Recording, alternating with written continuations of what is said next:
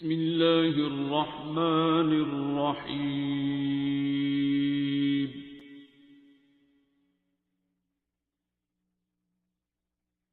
الرحمن. جیسے ہم 40 سے 50 ڈسکس کریں گے تو مجھے یہ بتائیں کہ اس میں میجر چینجز کیا آتی ہیں آدمی میں بھی اور دونوں میں. اب جو ان کے ہارمونز ہیں بیسیکلی سیکس ہارمونز جو ہیں خواتین میں ایسٹروجنز اور مردوں میں ٹیسٹوسٹیرونز، یہ سرٹن پیک پہ جانے کے بعد اب اسٹیڈی اسٹیٹ لیول کے بعد نیچے آپ کی ہیئرنگ، آپ کی فزیکل پرفارمنس،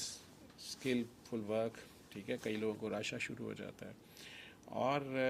آپ کا تھاٹ پروسیس، آپ کی میموری، یہ ساری چیزیں جو ہیں اب پیک پہ فردر نہیں جائیں گی، ایک اسٹیڈی اسٹیٹ لیول یا اس سے نیچے آنا ہے. ٹھیک ہے، لوگ ہوتے ہیں اللہ کے بندے جو ہیں وہ بھی رات جاگتے ہیں، اسٹرانگ ہوتے ہیں، ول پاور بھی، اور ان کی اپنے ساتھ اتنا اچھا رابطہ ہوتا ہے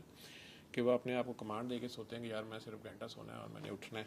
اور گھنٹے بعد بغیر کسی الارم کے بھی اٹھ جاتے ہیں اور بڑے فریش ہو جاتا ہے. مطلب میں نے کہا کہ 45 to 50 کے درمیان ہو جاتا ہے. ٹھیک ہے، جب اس کے ہارمونز کی ڈیفیشنسی ہوگی، ویجائنل ڈرائنس شروع ہو جائے گی، اس کو بار بار یورین کی انفیکشنز شروع ہو جائیں گی، یورین کنٹرول، اس کے پیلوک ایریا کے مسلز ویک ہو گئے ہیں، وہ زور سے ہنسی ہے تو یورین نکل گیا، اس کا کنٹرول نہیں ہے. ٹھیک ہے، خواتین اس سے بڑی ڈسٹرب ہوتی ہیں، ڈاکٹرز کے پاس اس وقت انہوں نے آنا شروع کرنا ہوتا ہے کہ جی میں نے تو زور سے کھانسی کی تو یہ بڑا مسئلہ ہو گیا مجھے. ٹھیک ہے، یا مجھے انٹرنل اریٹیشن یا خارش بہت زیادہ ہی مجھے سمجھ نہیں آ رہی، برننگ ہو جاتی ہے،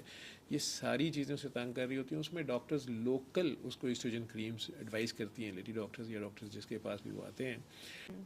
اور زیادہ تر عورتیں اس ایج میں نا اپنی ڈیو ٹو اینی ڈیزیز اور واٹ ایور یوٹرس بھی ریموو کروا دیتی ہیں، تو اس کے بعد بھی آپ جو ہے وہ مطلب ہیلتھ وائز افیکٹ ہو رہے ہوتے ہو.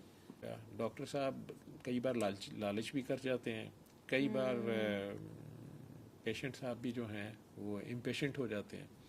اور آپریٹ کرا لیتے ہیں، بعد میں پھر لیٹر آن جو کانسیکوینسز ہوتے ہیں وہ پھر سفر کرنے پڑتے ہیں. القرآن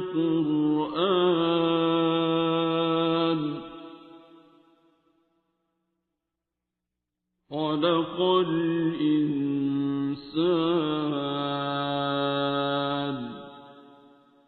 علمه